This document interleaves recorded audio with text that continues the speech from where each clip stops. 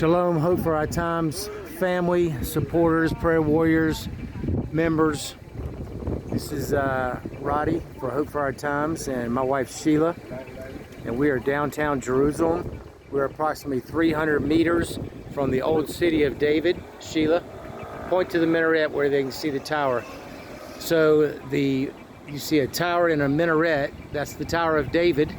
And I want you to get oriented to where we're standing before we begin going. You can see that we're in a war. Today is Saturday evening. It's Motzei Shabbat, meaning Shabbat is going out. And June 14, 2025, we're in a war with Iran right now. We've been up for approximately 40 hours. And I want you to see what we're gonna do. We're gonna walk up this street called Agron. Over here on the right hand side is going to be Independence Park and the Muslim Cemetery. You have the Mamila pool that's in there. Many of the people who will be watching this know the things I'm mentioning, maybe, but the majority of you won't. You will not know. And Shelia and I are going to give you a short update as to what's going on, not just by me talking, but by seeing what's happening on the streets. So you've seen a little bit so far. You can see that people are traveling, but yet the streets are empty somewhat. This is going to be the Mamila Mall for the people who've been here. We're about 350 meters from outside the old city. I'm going to put this into our video for the people that are watching. This is the Waldorf Astoria today. It's a very famous building. It was built by the Islamic Muslim Commission in the early 20th century. And they hired Jews to build the building. When the Jews built the building, the British come into play after 1917, and the Jews put secret hideaways in there so that they could actually record the meetings that were going on by the League of Nations, the United Nothings. It's a very long story, and it's a great story. It's another story I'll share on another date with you. But you can see things are quiet. Now keep in mind, today is Shabbat. So it would be quiet anyway, but probably not quite so much as we are in the middle of a war. Okay, hi y'all, I'm back with you. I'm not sure if this is on the same video. As you can see over my right hand shoulder is the Embassy of the United States. I think you can see the flag. Hopefully she was getting it. This is the embassy that's on Agron Street. It's probably no more than 700 meters from Jaffa Gate in the old city. And you don't hear much about it. The consulate that Donald Trump, he didn't actually have to take any action. Y'all know that in 1995, an act of Congress was passed that the American consulate should be here in the city of Jerusalem. And every year, each president, what they had to do was deliberately sign a document to stop that act of Congress from happening.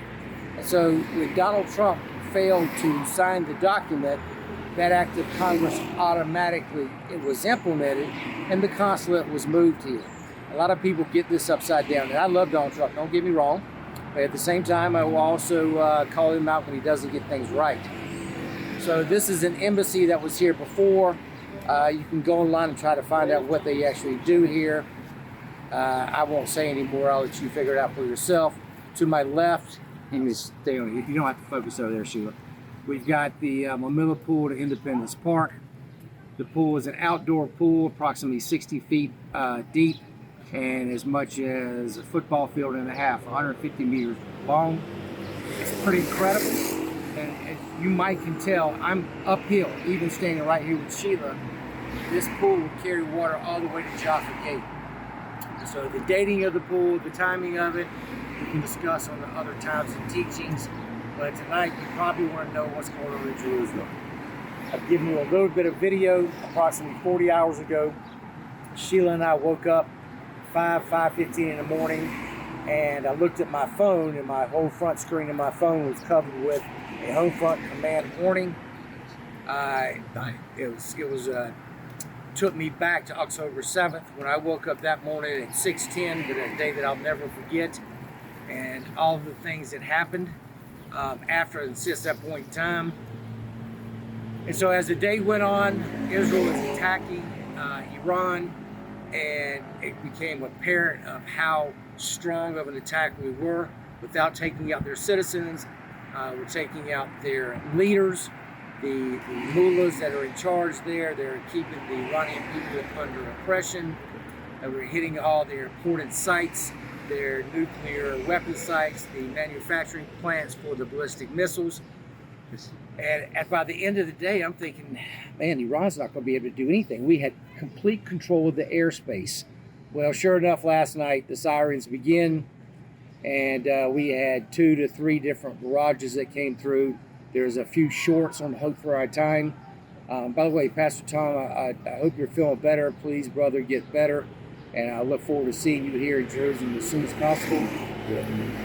So the barrages started coming, and these were real barrages. I don't know what the difference is between April the 14th of 2023, because I'll never forget that, because it was actually April 14th here in Jerusalem, April 13th there in America, and we have a special ceremony that happens on April 14th for Shelia and I, so we remember the day when the first set of ballistic missiles came through. There was 200 to 300 of them, and no damage was done. No one was hurt.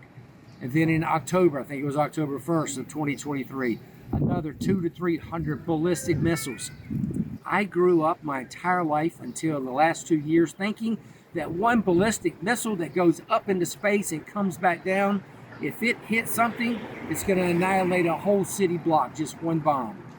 Well, out of these 400 to 600 ballistic missiles, nothing happened here in Israel, except for one fuselage fell on top of a guy at Jericho, an Arab guy at Jericho. I don't know if you saw that video. That was pretty amazing. So this time, last night, it was very different. There was probably 25 to 50 ballistic missiles that were sent. Numerous, maybe 10, 15, 20 made it here into Israel. We've had 3 deaths in Tel Aviv, 19 to 50 people injured.